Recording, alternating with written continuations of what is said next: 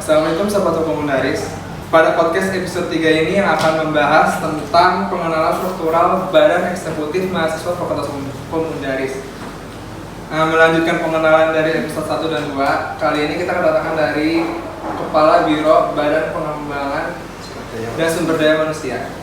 Yaitu ada Mas Bofari. Halo, apa kabar Mas? Alhamdulillah baik-baik saja Mas Sunggi. Oke. Apa kabar?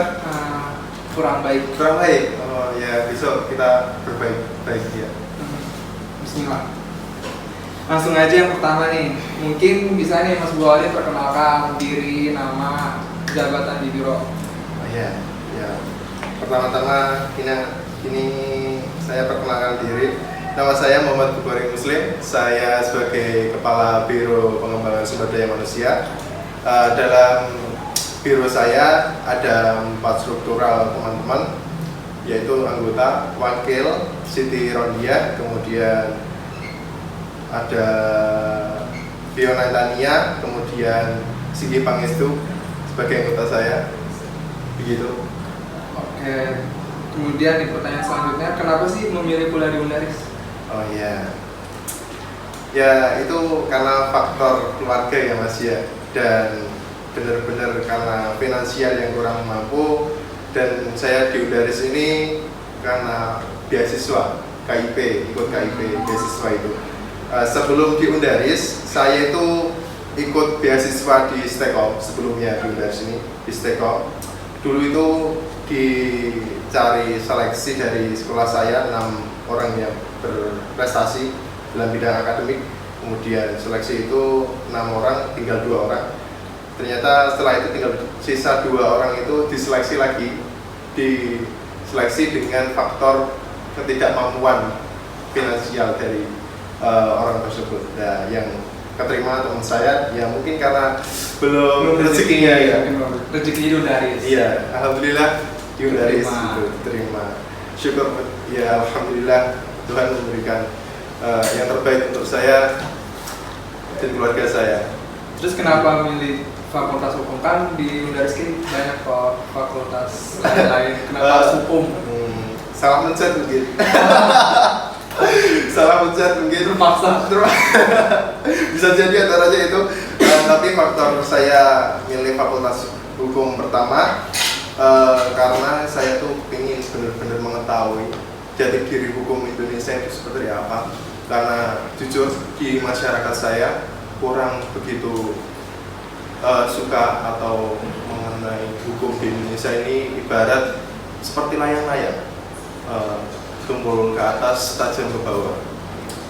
Kebanyakan masyarakat menilai itu ya karena ketidakadilan pemerintah untuk segi pengayoman terhadap masyarakat sendiri itu. Nah, jadi itu saya ambil Fakultas Hukum sendiri agar mengetahui ini tuh salah di bagian undang-undangnya ataukah salah di pelaksanaan oleh pemerintah. Jadi itu.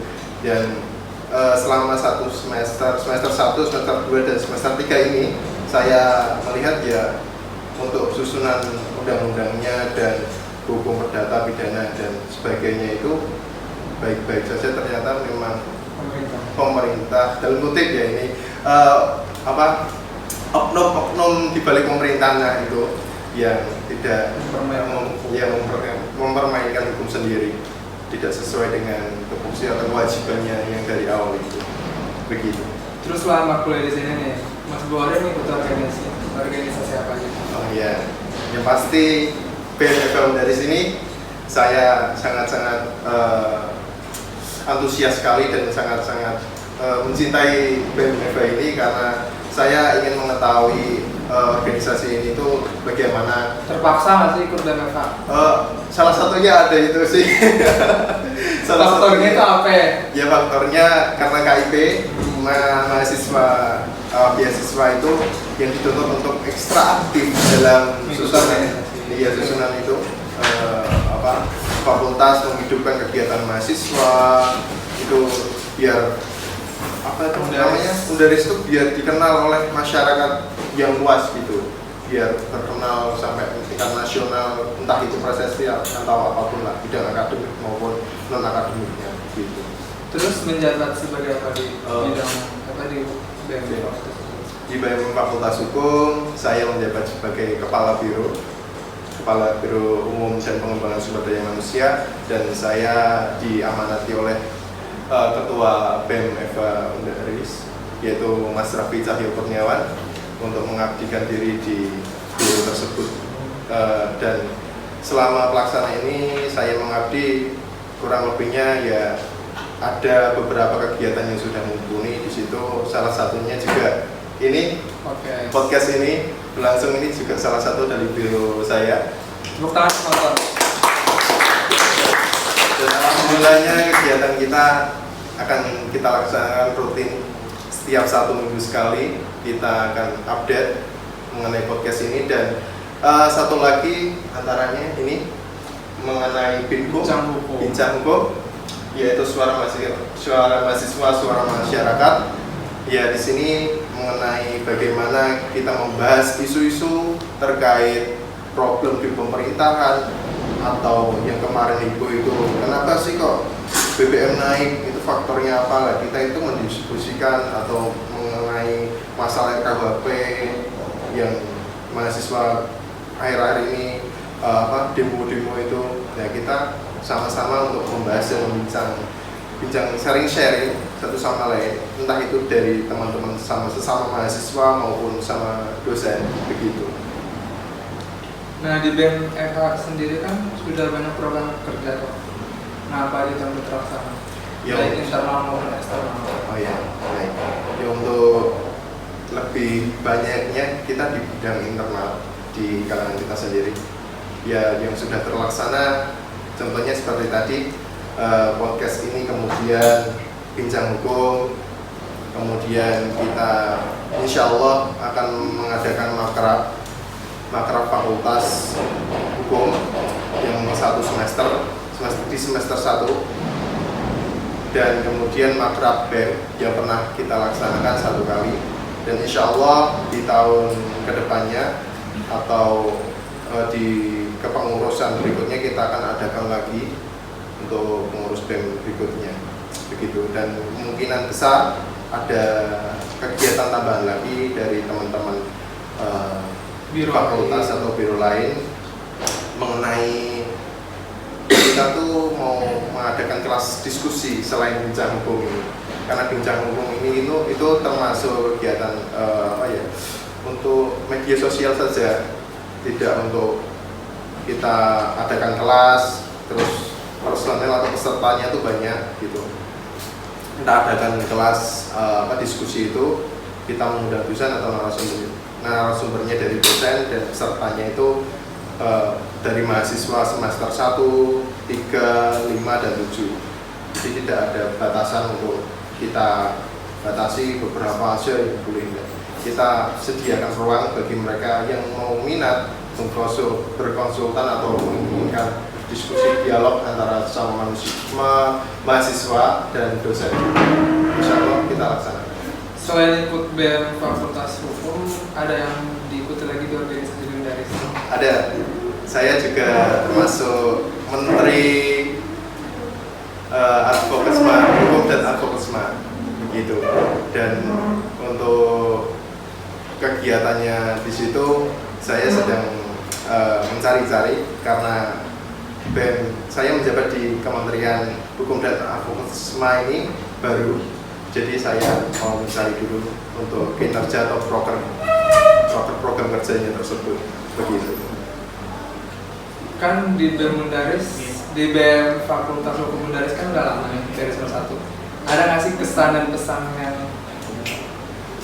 dirasakan di situ ya, yang membuat aku senang atau gitu? Baik, mungkin salah satunya yang membuat saya bahagia atau senang itu ketika saya bisa mengenal teman-teman saya yang awal saya tidak mengenal mereka, belum paham terkait sifat etika mereka, karakter mereka. Jadi kenal deh ya, kita sama-sama kenal, kita sama-sama merasakan apa itu sama-sama senang atau sedih satu sama lain. Kita saling bertukar wawasan, pikiran, argumentasi, ilmunya lebih banyak, ada yang lebih banyak. Ya, salah satunya itu mungkin dari Mas Raffi ini sebagai ketua BEM itu dia tuh ilmunya tinggi. Jujur saya tuh sangat apa ya namanya? Menginspirasi lah. Dia tuh menginspirasi saya. Kok begitu hebatnya dia tuh wawasan ilmu hukumnya. Saya tuh andaikan saya bisa seperti itu tuh, wah, suatu kebanggaan buat saya sih. Istimewa sekali menurutku. Sukanya tuh di BEM FH. Sukanya BFH. Ya itu. Saya itu mau mencari ilmu lebih banyak di sini bersama teman-teman, memperbaiki BMFH susunannya begitu kurang lebih. Dan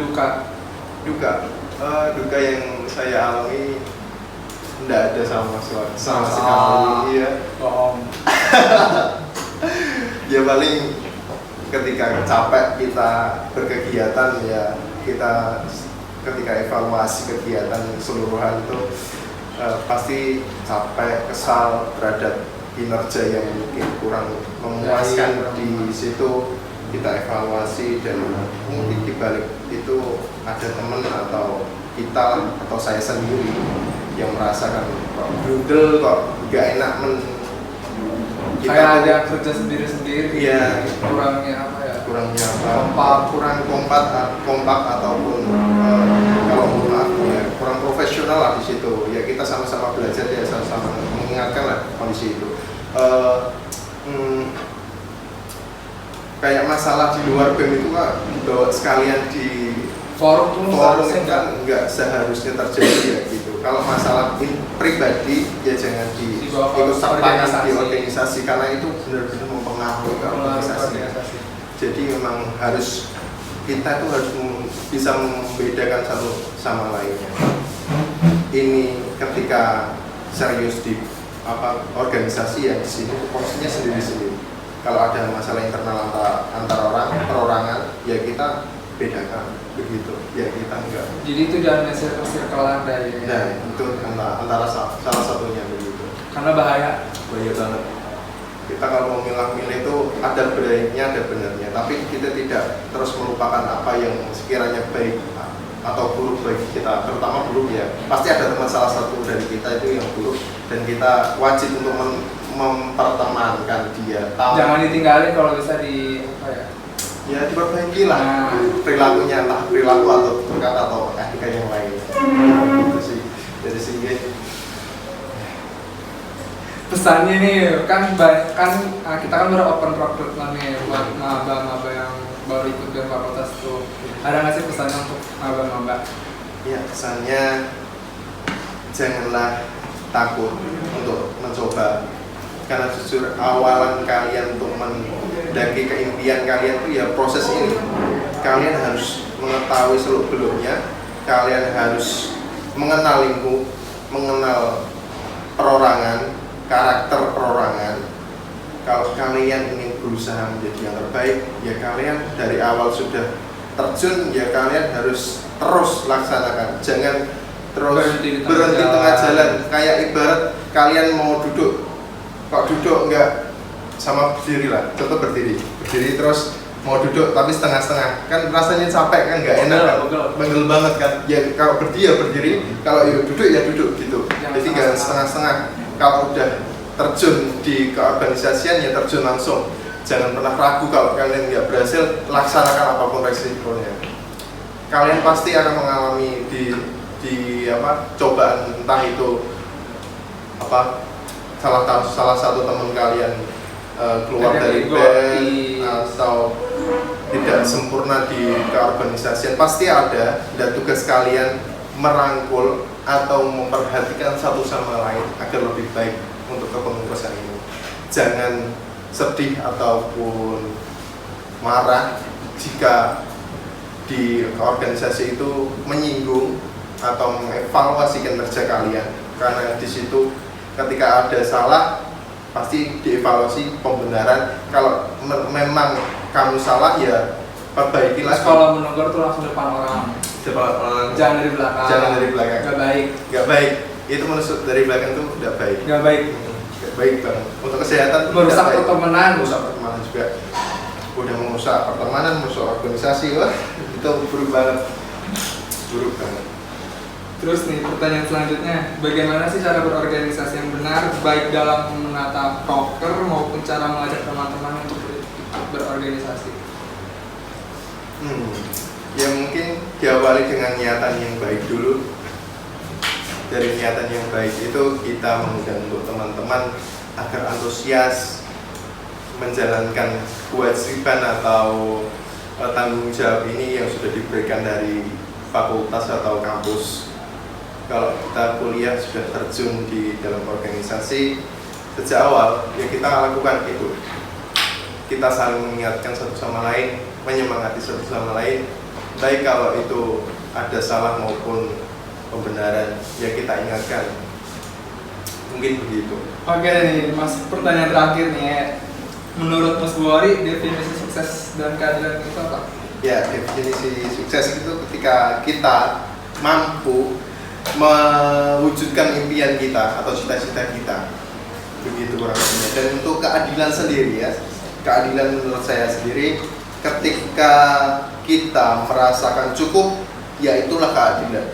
Kalau kita merasa kurang atau belum kecukupan, ya itu tidak keadilan. Dalam kutip seperti ini contohnya, ketika orang tua memberi kita uang 50.000, kita dibagi dengan adik saya di sisi itu ibu saya memberikan saya contoh 30.000, adik saya 20.000, dari 50.000 itu dibagi 2. Namun pembagian itu tidak adil menurut adik saya begitu. Kenapa sih kakak kok dapat 30.000 sedangkan saya dapat 20.000 saja, Bu? Dan kemudian kewajiban seorang ibu adalah menjelaskan kalau kakak itu kebutuhannya ini banyak, kayak beli buku, beli tas, terus beli keperluan sendiri pribadi, sedangkan adik hanya beberapa jajan. Jadi kita atau wajibnya orang tua itu menjelaskan merinci itu keadilan seperti apa. Jadi begitu, antara 20.000 sama 30.000 itu orang tua wajib menangani dan memberikan solusi untuk itu, penjelasan untuk itu. Kalau tidak ada penjelasan di situ, pasti ada kesalahpahaman yang fatal di situ. Ya kalau segi pemerintahan kurang lebih ya sama sih.